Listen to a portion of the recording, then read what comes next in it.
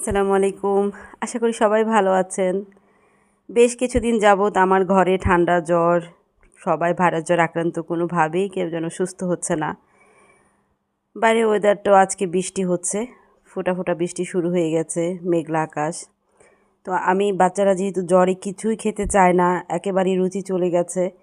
বেশ কিছুদিন যাবৎ জ্বরে ভুগেছে, এখন অবশ্য জ্বরটা নেই, কিন্তু শরীর মারাত্মক দুর্বল।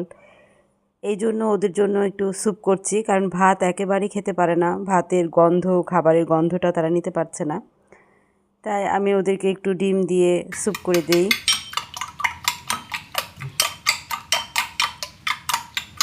এই স্যুপটা বাচ্চারা খুব পছন্দ করে খায়, যেহেতু এখন খাবারের গন্ধটা নিতে পারছে না, তাই শুধু ডিম দিব। থাই স্যুপের প্যাকেটের সাথে আমি ডিম, কর্নফ্লাওয়ার দিয়ে এই স্যুপটা তৈরি করছি। এই স্যুপটা খেয়ে এখন একটা এনার্জি আসে, কারণ এই ধরনের জ্বরগুলোতে প্রচুর লিকুইড খাবার খাওয়া উচিত।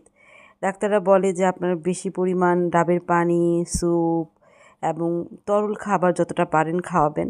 তো যখন খাওয়ার রুচিটা ওদের একেবারেই চলে গেছে, তখন ওদেরকে এই গরম গরম স্যুপটা দিলে ঠান্ডার জন্যও ভালো হয় এবং শরীরে একটা এনার্জিও আসে। তো এই স্যুপটা করছি বিকেলবেলা, কারণ দুপুরবেলা ওরা তেমন কিছু খায়নি। এই স্যুপটা খাওয়াবো। আর বাইরে যেহেতু বৃষ্টি, অলরেডি খুব ভালোভাবে বৃষ্টি হচ্ছে, এই গরম স্যুপটা এখন ওদের খুব ভালো লাগবে খেতে। এখনকার ভাইরাসটা এত বেশি শক্তিশালী, সবাই বলছে যে ভাইরাসটা আসলে করোনার পর এই ভাইরাসটা অনেক শক্তিশালী, একেবারে সবাইকে দুর্বল করে ফেলছে। জ্বর না থাকলেও দেখা যায় যে কোনোভাবেই সুস্থ ফিল হচ্ছে না। তো এই স্যুপটা, গরম গরম স্যুপটা যখন খাওয়া হয় তখন খুব আরাম আসে শরীরে। আর ভাইরাসে এখন যেটা জানতে পারছি যে সবার মুখে মুখে, সবার ঘরে ঘরে এরকম ঠান্ডার রুগী আছে, জ্বরের রুগী আছে। চতুর্দিকে এরকম ঠান্ডা জ্বরের রুগীর সংখ্যা অনেক বেশি। তো আপনারা যারা এরকম ঠান্ডার জ্বরে ভুগছেন, যাদের বাচ্চারা খেতে চাচ্ছে না, তারা এরকম স্যুপ করে খাওয়াতে পারেন। বাইরে বৃষ্টি হচ্ছে, অনেক ভালোই বৃষ্টি হচ্ছে। তো এই ওয়েদারে এই গরম স্যুপটাও খেতে ভালো লাগবে। আমিও আমার জন্য এই বিকেলবেলা একটু চায়ের ব্যবস্থা করছি, যেহেতু ঠান্ডা, আমারও প্রচুর ঠান্ডা।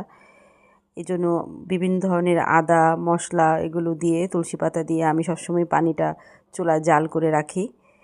আর এই বিকেলবেলা এই মশলা চাটা খুব ভালো লাগে খেতে। এরকম বৃষ্টির ওয়েদারে এরকম চা আপনাকে টাটকা করে তুলবে। মশলা চাটা এখন ঠান্ডার জন্য ভীষণ উপকারী।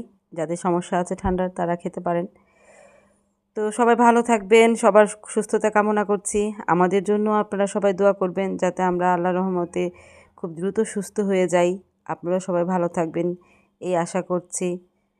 আজকের মতো বিদায় নিচ্ছি। আল্লাহ হাফেজ।